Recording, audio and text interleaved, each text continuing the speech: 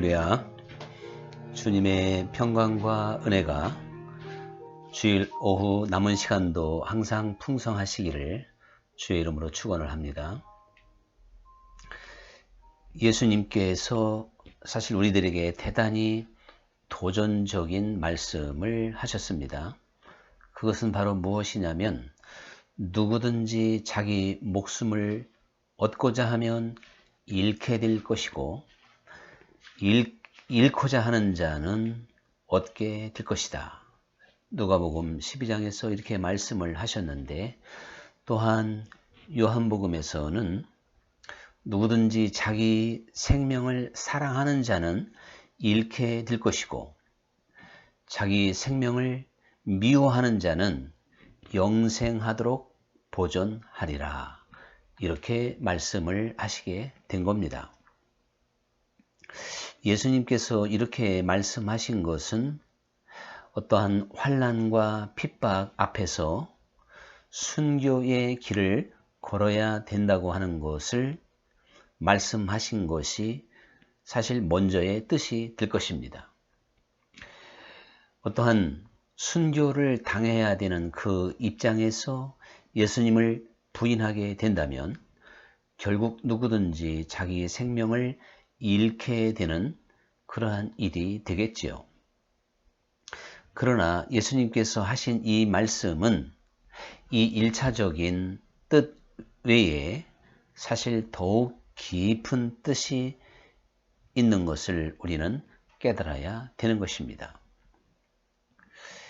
실제적으로 예수님께서 하신 이 말씀의 뜻은 우리의 삶이 어떠해야 되느냐, 다시 말하면 내 생명을 얻고자 하는 삶인가, 아니면 내 삶을 잃고자 하는 삶인가, 이렇게 규정해 볼 수 있는 말씀이 됩니다. 먼저 대부분의 사람들은 누구든지 자기 목숨을 얻고자 하는 삶을 살고 있습니다. 다시 말하면 자기 생명을 얻고자 하는, 즉 자아를 위하여 살고 있다. 이것이 보통 사람들의 삶이 됩니다. 태초일에 이 세상에 태어난 그 누구도 이 범주에서 벗어날 수는 없습니다. 그러므로 너나 할 것 없이 누구든지 자기 목숨을 건지기 위하여, 또한 자기 생명을 얻기 위하여, 즉 자아를 위하여 살아가는 것이지, 자기 목숨을 잃고자 하는 사람 있을 수 없는 것이고, 더 나아가서 자기 생명을 주님을 위하여 미워하는 삶을 산다고 하는 것은 보통 어려운 일이 아닙니다. 그러나 누구든지 진리의 세계에 눈을 뜨고 예수님의 그 영생의 삶에 동참하게 된다면, 진리를 알지니 진리가 너희를 자유케 하리라 하신 그 말씀 그대로 진리를 깨달은 자만이 자아의 틀에서 벗어날 수가 있는 것이고 주님을 위해서 죽어지는 삶을 살게 됩니다. 더 이상 자신을 살리기 위한, 자신의 목숨을 위한, 자기 생명을 얻기 위한 그러한 삶을 살지 않고 예수님 말씀대로 오히려 자기 생명을 미워하는 삶을 살 수도 있다는 사실이죠. 이것은 사람의 힘으로 능으로 되는 것이 아니라 오직 주 예수님을 아는 그 말씀의 지혜와 말씀의 지식, 이것만이 가능하게 만드는 삶이 될 것입니다. 우리가 쉽게 접해볼 수 있는 전도지에 보면 한 청년 대학생이 지역 유지를 찾아가게 됩니다. 그것은 이제 등록금을 마련할 길이 없어서 도움을 얻고자 하는 것이죠. 이제 그 지역 유지는 자기 앞에 서 있는 그 청년을 향하여 질문을 하게 됩니다. 대학을 마치게 되면 무엇을 하려고 그러나 이 청년은 주저없이 좋은 직장을 구하겠습니다. 좋은 직장을 얻은 다음에는 무엇을 하려 그러나? 제가 사랑하는 사람을 만나서 결혼을 하겠습니다. 결혼한 다음에는 무엇을 하려나? 이 청년은 계속해서 이제 자녀를 낳아야 되지요. 자녀를 낳게 되면 또 무엇을 하나? 그러면 또 새로운 집도 잘 마련해서 행복하게 살고자 합니다. 집을 산 다음에는 또 무엇을 하려고 하나? 청년은 거기에서 대답이 막히게 되었습니다. 사실 이 청년은 한 번도 그 다음에 자기가 원하는 것을 향하여 계속 간 다음에 그리고 마지막으로 무엇을 이루고자 함인가 하는 것을 깊이 생각해 보지 않고 인생의 길을 계속 달려가고자 하는 모습을 보이고 있는 것이죠. 바로 이 청년의 모습이 자기 목숨을 얻고자 하는 삶의 모습입니다. 자기 생명을 사랑하는 사람들의 공통적인 모습이 되고 있습니다. 말씀드린 대로 너나 할 것 없이 이 청년과 같은 생각과 삶에서 벗어나기는 참으로 불가능합니다. 이거는 모든 사람들이 가는 길이고 보통 사람들이 또한 살아가는 삶의 방식입니다. 그것은 자기의 생명을 얻고자 하는 삶이고 자기의 목숨을 얻고자 하는, 그래서 계속 목표를 향해서 줄다름치는 한 사람의 자연스러운 모습이라고 우리가 생각해 볼 수가 있는 것이죠. 이러한 삶에서 벗어나서 누구든지 가는 이 평범한 길, 보통 사람의 길에서 벗어날 수 있는 길은 오직 진리밖에 없다고 말씀을 드렸습니다. 저는 종종 좀 우스갯소리로 보통 사람들은 다 감옥에 간다, 그렇게 제가 표현을 하고 있습니다. 보통 사람의 시대 이후 제가 종종 써먹는 표현입니다.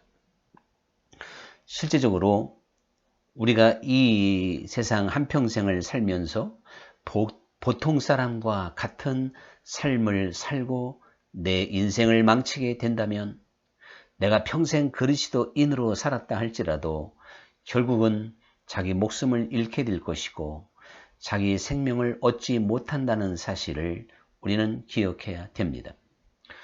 주님께서 이 말씀과 함께 사람이 온 천하를 얻고도 자기 생명을 잃으면 그게 무슨 소용이 있겠느냐, 이렇게 말씀을 하셔서 보통 사람들이 걸어가는 그 길 속에서 세상의 부귀영화와 성공이 보장되어져 있다 할지라도, 그래서 대단한 삶을 살았다 할지라도 마지막에 그 생명을 잃어버린다면, 자기 목숨을 건지지 못한다면 조그마한 부귀영화를 지나서 세상을 얻었다 할지라도 그게 무슨 소용이냐, 주님께서 이렇게 말씀을 하셨습니다. 오늘 이 말씀을 함께 경청하는 이들, 우리 모두 다 그리스도인들이겠지만 나 자신도 모르게 우리가 이 세상을 살면서 내 목숨을 얻기 위해서, 내 생명을 얻기 위해서, 다시 말하면 자아중심적인 이기적인 삶을 살아왔는지 모릅니다. 그렇다면 오늘 이 시간 함께 말씀에 집중하면서 그 이기적인 삶에서 벗어날 수 있는 축복의 시간이 반드시 되어야 됩니다. 이것은 마치 삭개오가 예수님을 만난 다음에 이기적인 삶에서 이타적인 삶으로 벗어났듯이 그와 같은 역사는 주 예수님을 믿는 모든 사람들에게 반드시 나타나야 되는 내용이라는 사실을 기억해야 된다는 말씀이죠. 그러면 누가 자기 목숨을 잃고자 하는 사람이고 자기 생명을 미워하는 사람일까요? 저는 한 알의 밀알로 설명해 보고 싶습니다. 예수님께서 한 알의 밀알이 땅에 떨어져 썩지 아니하면 한 알 그대로고 썩어서 죽으면 30배, 60배, 100배의 결실을 맺느니라. 이렇게 말씀을 하시게 됐습니다. 사실 우리는 예수님의 이 말씀을 통하여 얼마나 적절한 교훈과 진리를 알게 되는지 모릅니다. 이 하늘의 미라를 우리 한 사람 한 사람으로 생각해 봐야 되는 것이고, 나 한 사람이 즉 썩어져 미랄이 죽듯이 이제 내 목숨을 얻고자 하는 것이 아니라 잃고자 할 때, 또 내 생명을 사랑하는 것이 아니라 미워할 때, 그것은 곧 하늘의 밀알이 썩어지는 것과 같아서 거기에 비로소 30배, 60배, 100배의 결실을 얻게 된다는 사실입니다. 우리가 하늘의 밀알이 썩어져 죽지 아니하면 10년, 20년, 100년이 가도 밀알 한 알 그대로인 것입니다. 이것은 얼마든지 우리가 생각해 볼 수 있는 내용이 되는 것이죠. 우리가 이 세상을 100년, 1000년 산다 할지라도 자아중심적인 내 목숨을 얻고자 하고 내 생명을 사랑하는 이 틀에서 벗어나지 못한다면 언제나 한 알 그대로이며 주님께서 원하시는 열매를 맺을 수 없습니다. 그러므로 이 사람은 전형적으로 한 달란트 받은 사람에 해당된다는 사실입니다. 한 달란트 받은 사람은 결국 책망을 받고 빼앗기고 쫓겨난 사람, 바깥 어두운 데서 슬피 울며 이를 갈 수밖에 없다는 것을 주님께서 이미 우리에게 말씀을 하셨습니다.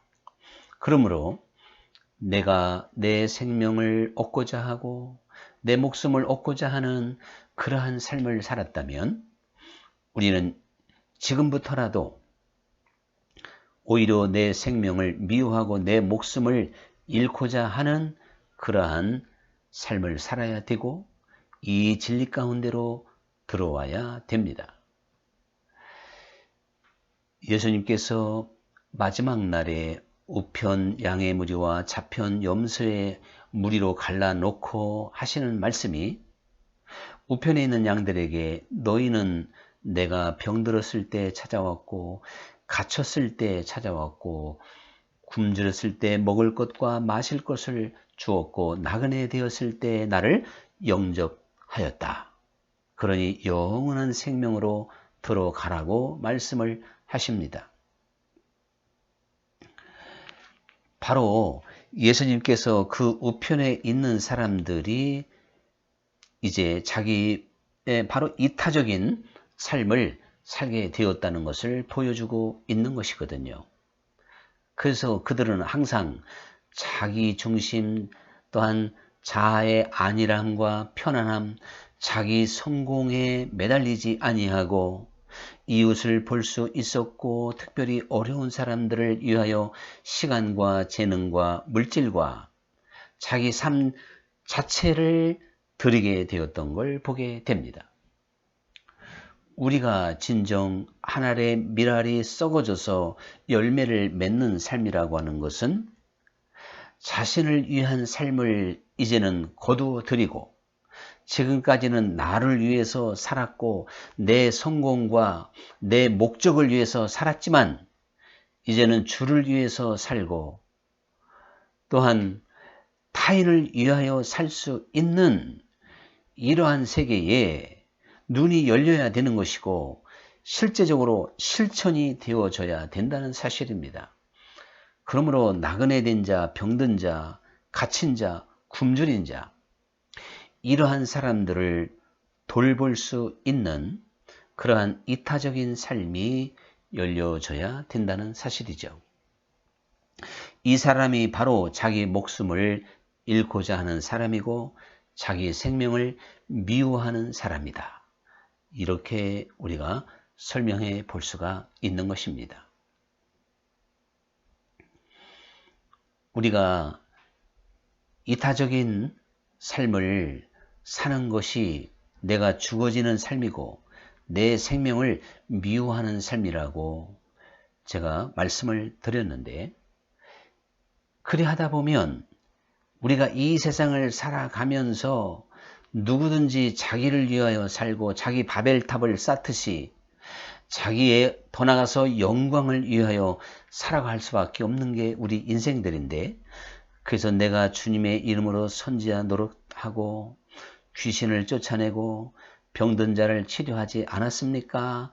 하는 이들에게 불법을 행하는 자들아 나를 떠나라, 내가 너희를 도무지 알지 못한다, 이렇게 말씀하신 이유는 귀신을 쫓았던, 병자를 고쳤던, 또한 많은 능력을 행할 때마다 자기의 영광을 구했고 자기의 이름을 위하여 했기 때문에 그런 결과가 온 것입니다. 실제적으로 우리 겉으로 보기에는 주님을 위해서 죽도록 충성하는 것 같고 주님을 위하여 한평생을 산 것 같지만 결국 자기의 이름을 위하여, 자기 영광을 위하여, 나의 유익을 위하여 그토록 열심히 충성하고 일하는 사람들의 모습이 사실은 너무나도 많다는 사실이죠.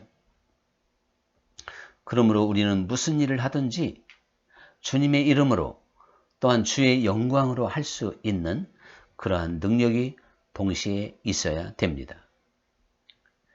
그래서 시간이나 재능이나 물질이나 할 것 없이 사실은 이 세상에서 자기를 위하여 살지 않고 이타적인 삶을 사는 이들은 다른 사람을 위해서 시간과 재능과 물질을 아낌없이 쓸 수 있는 사람이 되는 것입니다. 이 이타적인 세계에 들어가면 이제 육신의 부모, 형제에 매이지 않기 때문에 그렇습니다. 실제적으로 예수님께서 말씀하신 대로 누가 내 모친이요, 형제요, 자매냐 말씀하심과 같이 이제 우리는 이타적인 그러한 삶의 방식은 자신의 혈육에 매이지 않는 사람이 된다는 사실입니다. 그래서 그는 모든 사람을 내 형제요, 자매요, 모친으로 볼 수가 있는 거예요. 그래서 그들을 위하여 시간을 쓰고 그들을 위하여 재능을 바치고 그들을 위하여 물질을 또한 사용할 수가 있는 것입니다. 그렇기 때문에 예수님께서 부자가 천국 가기가 얼마나 어려운지, 낙타가 바늘귀로 통과하기보다 더 어렵다, 이렇게 말씀하신 것이 얼마나 위대한 진리입니까? 누가 자기 자식이 지금 죽어가는데 병원에 들어가지 않을 사람이 누가 있겠습니까? 또한 대학 등록금이 모자란데 자기를 위하여 쌓아놓고 등록금을 내놓지 않을 사람이 누가 있겠습니까? 이처럼 자기 목숨을 건지기 위하여 살지 않고 자기 생명을 사랑하지 않는 사람은 이 세상에서 나그네 된 자, 고독한 자, 갇힌 자를 돌보며 그들을 위하여 시간과 재능과 물질을 아낌없이 쓸 수가 있기 때문에 오리를 가자 하면 십리를 동행해 줄 수 있는 것이고 속옷을 달라 하면 겉옷까지 줄 수 있는 눈이 열린 사람이기 때문에 결코 이 세상의 재물을 쌓아 놓지 않는 것이며 부자인 채로 살아가지 않는다는 사실입니다. 그러므로 그리스도인들은 수입은 많다 할지라도 결코 쌓아 놓을 수는 없다는 것을 우리는 예수님의 말씀을 통해서 분명히 깨달을 수가 있기 때문에 많이 쌓아놓은 부자가 천국에 들어가는 것이 불가능하다는 사실을 기억해야 됩니다. 사실 사람이 가장 늦게 깨지는 것이 바로 물질에 관한 부분입니다. 그래서 애굽의 바로 임금도 저 하늘에서 재앙이 내리니까 하나하나를 포기해 가는데 처음에는 너희 남자들만 떠나라고 그랬습니다. 그래도 재앙이 계속되니까 여자와 어린아이까지 떠나라고 그랬습니다. 그래도 마지막 재앙, 10번째 재앙이 내리게 되니까 이제 금은 보화와 모든 우양도 가지고 떠나라. 이렇게 바로가 말을 하게 되는데, 이 바로 임금의 마지막 포기, 마지막으로 꺾였던 것이 바로 물질이었던 걸 보게 되는 것이죠. 그러므로 웨슬리의 말처럼 어느 그리스도인이든 호주머니가 회개하지 않았다면 나는 그 사람의 회개를 믿지 않겠다 하는 것은 얼마나 적절한 말인지 모릅니다. 우리 초대교회에 성령의 역사가 강하고 그들이 정말 진리를 알게 되고 진리가 그들을 자유하게 되었을 때 그들은 이기적인 생각을 떨쳐버릴 수가 있었고, 지금까지 자기 중심, 자아를 위했던 삶에서 이제는 형제를 바라보며 이타적인 세계에 눈이 열려서 자신들의 재산을 다 팔아서 유무상통했던 걸 보게 됩니다. 오늘날도 꼭 그렇게 하자는 건 아니지만 오늘날 가진 자, 부유한 자, 힘 있는 사람들이 초대교회의 정신으로 돌아간다면 이 세상은 너무나도 아름다운 세상이 될 것입니다. 우리는 저 부자들, 세상의 부자들은 기대할 것도 없이 그리스도 안에서 부자가 됐다고 간증하는 수많은 사람들이 이타적인 세계에 눈을 열어서 그 재물을 허로 가난하고 헐벗은 사람들에게 나누어 줄 수 있다면 기독교는 단박에 세상의 빛이요 소금의 역할을 감당하게 될 것입니다. 이미 20%의 신자들이 이러한 이타적인 삶의 능력이 있다면 이 세상은 부패하지 않을 것이며 이 세상에 굶주리고 또한 이제 외로움 가운데 눈물 흘리는 사람이 없다는 것을 우리는 알아야 된다는 사실이죠. 그러므로 사도 바울은 나는 사나 죽으나 주의 것이요 주 예수님께서 어떻게 하든지 내 삶에서 존귀하게 되기를 원한다고 그랬습니다.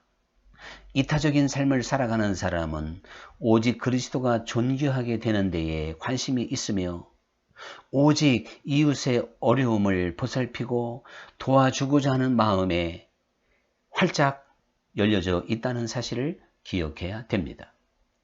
이것이 진정 주 예수님의 이름으로 영생의 삶을 살아가는 사람들의 위대한 삶입니다.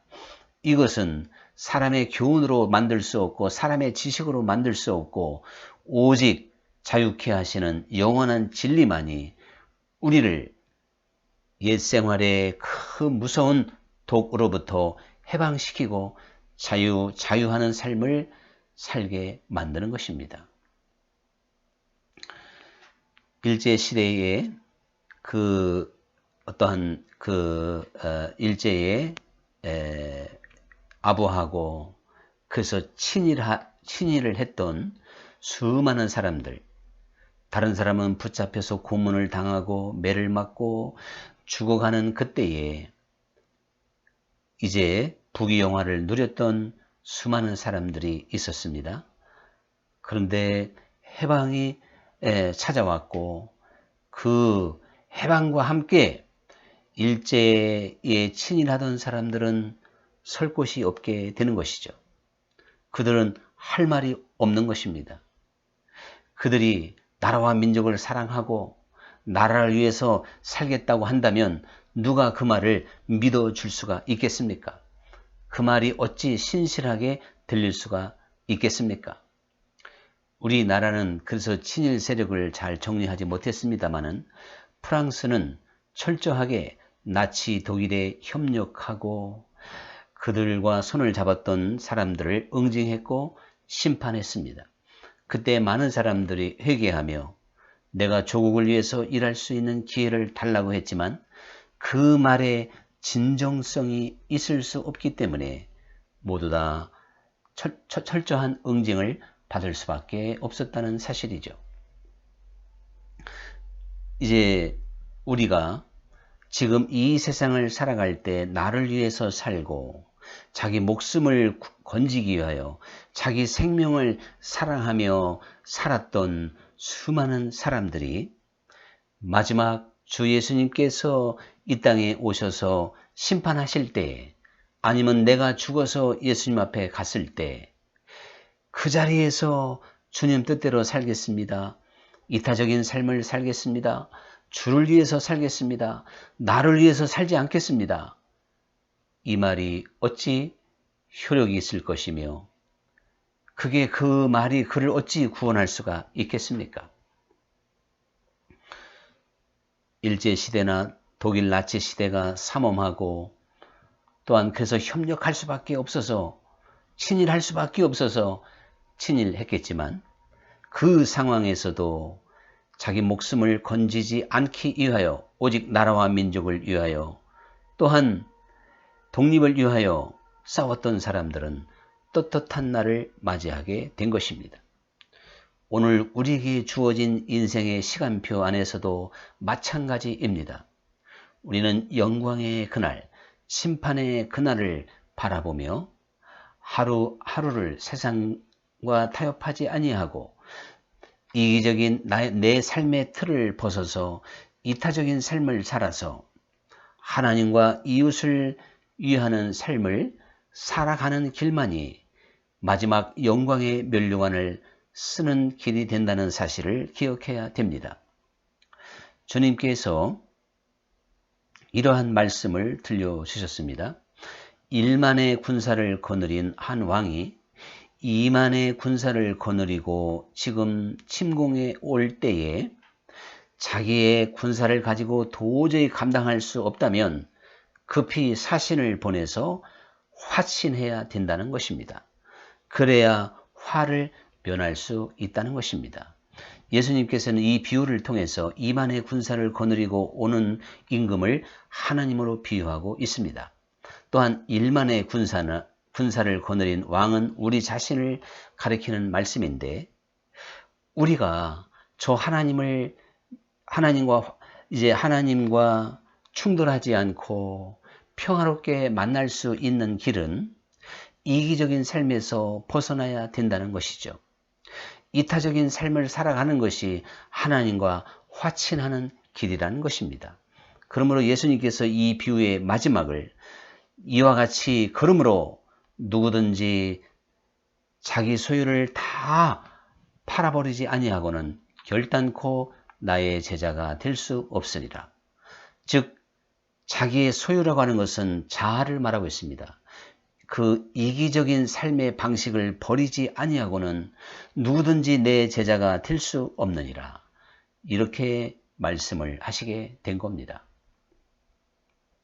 이제 우리는 날 때부터 자아 중심 그리고 자기 목숨만을 바라보며 살아가게끔 되어져 있는 이기적인 본성을 가지고 태어났습니다. 그것이 우리의 체질입니다. 모든 사람의 삶의 방식입니다. 그러나 이제 주 예수님을 믿음으로 이타적인 삶의 방식으로 하나님의 영광을 위하여 살아갈 수 있는 철저한 이러한 삶으로 나를 전환시키지 아니하면 결코 주님의 제자가 될 수 없듯이 결코 저 하늘의 마지막 심판 앞에서 잘했다 칭찬 들을 수 없다는 사실을 반드시 기억하고, 진리를 알면서도 주 예수님을 믿으면서도 여전히 나를 위하여 살았던 어리석은 삶에서 온전히 돌이킬 수 있기를 주 예수님의 이름으로 간절히 부탁을 드립니다. 기도하겠습니다. 감사하신 아버지 하나님, 우리는 날 때부터 자아를 위하여 살아갈 수밖에 없는, 그래서 내 목숨을 건지고 내 생명을 사랑할 수밖에 없는 연약한 존재들입니다. 그러나 주 예수님을 아는 지식이 나를 그 가운데서 자유를 주어 이타적인 삶을 살게 만들 것이고 주님의 영광을 위하여 살아가게 만들 줄 믿습니다. 그러므로 더 이상 나의 안일함과 이기적인 틀에서 벗어나서 병든 자, 갇힌 자, 굶주린 자, 고독한 자를 돌아볼 수 있는 마치 우편에 있는 양의 무리와 같은 아름다운 삶을 살게 될 줄 믿습니다. 우리 모두가 주 예수님이 이러한 위대한 삶으로 나를 변화시킬 수 있도록 더욱 견고히 십자가의 진리를 붙잡을 수 있는, 또한 성령의 도움을 받는 우리 모두가 되게 하시옵소서. 예수님 이름으로 기도합나이다. 아멘. 할렐루야. 한 주간도 평안하시고 주 안에서 승리하시기 바랍니다. 다음 주 주일 오후 4시에 또 뵙도록 하겠습니다. 할렐루야.